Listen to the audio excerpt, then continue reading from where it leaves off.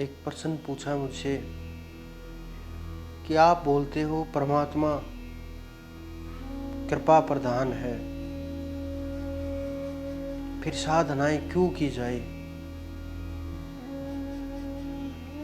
अगर वो हमारे ध्यान भजन से नहीं मिलता तो ध्यान क्यों किया जाए? बहुत अच्छा प्रश्न है। आप ये समझो, आप को किसी कमरे के अंदर बंद कर दिया जाए जहाँ न खिड़कियाँ हों, दरवाजे भी बंद कर दिए जाएं, आवाज तक अंदर न जाए, अंधेरा कमरा हो, बाहर सूर्य निकला हुआ हो, तो क्या आपको सूर्य दिखाई देगा? आप चाहते हो कि मुझे सूर्य दिखाई दे जाए, क्या सूर्य दिखाई देगा? नहीं दिखाई देगा। आप तो एक कमरे में अपने आप को आपने बंद कर लिया। जब तक आप अपने कमरे का पर्दा नहीं हटाओगे, दरवाज़ा नहीं खोल करके बाहर आओगे, सब जगह सूर्य की रोशनी होते हुए, सूर्य का प्रकाश होते हुए, सूर्य का तेज होते हुए, क्या आप उसको अनुभव कर पाओगे? नहीं कर सकते। आपको सूर्य की किरणों के पास जाना पड़ेगा, आपको बाहर निकलना पड़ेगा, किरणों के सामने आना पड़ेगा। तो ये जितनी भी तपस्याएं हैं, जितनी भी साधनाएं हैं, जितना ध्यान है, जितनी भक्ति है, जितना सुमरण है, जितना पुरुषार्थ है, जितनी प्रार्थनाएं हैं, ये सब की सब आपको पात्र बनाने के लिए हैं, आपको तैयार करने के लिए हैं, ताकि जिस प्रकार से दुल्हन को सजाया जाता है शादी से पहले, 10 दिन 1 महीने पहले तैयारी होने लगती है, 1 महीने तक तैयारी चलती रहती है, उसकी शादी के लिए तैयार किया जाता है। उसी प्रकार से आपकी आत्मा को तैयार किया जाता है। इन चीज़ों के साथ, भक्ति के साथ, ध्यान के साथ, जो ये मैंने बताया, इनके साथ ये उसके आत्मा के आभूषण हैं। ज्ञान से ले करके और भक्ति तक ये सब आभूषण हैं आत्मा के। इनके साथ तैयार किया जाता है। जब आत्मा पूरी तरह से तैयार हो जाती है, आप पात्र बन जाते हैं, आपका जीव को प्यास का अनुभव होने लगता है, आपको परमात्मा का इंतजार होने लगता है।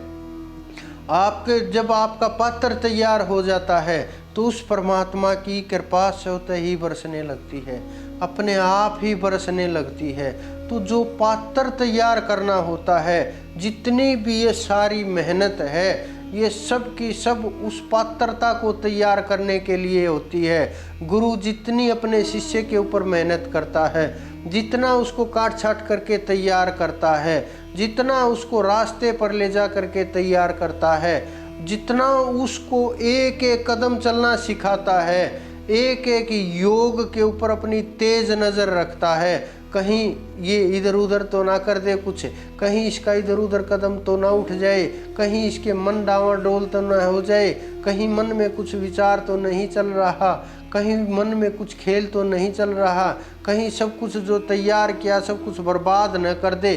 जिस प्रकार से उबलते हुए दूध के अंदर नींबू डाल दिया जाए, एक पल भी नहीं लगेगा। जैसे ठंडे दूध के अंदर नींबू डालोगे कुछ टाइम लग जाएगा, लेकिन उबलते हुए दूध के अंदर अगर नींबू डाल दिया जाए तो पल भी नहीं लगेगा, सारा बिखर जाएगा, एकदम से फट जाएगा। वही हालत है जीव की।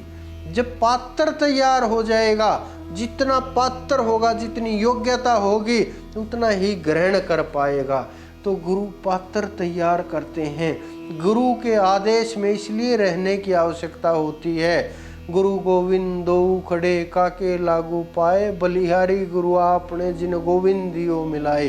कि जिन्होंने गोविंद को मिला दिया, जिन्होंने गोविंद के दर्शन करा दिए, जिन्होंने गोविंद का साक्षात करा दिया, जो हाथ पकड़ के गोविंद तक लेकर के चला गया, उसे श्रेष्ठ कौन हो सकता है? परमात्मा अगर गुरु साथ में खड़ा है तो परमात्मा तो फिर भी आ जाएंगे। आज नहीं आएंगे, कल आ जाएंगे, कौन रोकेगा उनको? क्योंकि जब साथ में लिए हुए है, आपका वकील आपके साथ में है और वो भी लाइसेंस वाला, जज कहाँ भागेगा? कहाँ भाग सकता है? नहीं भाग सकता।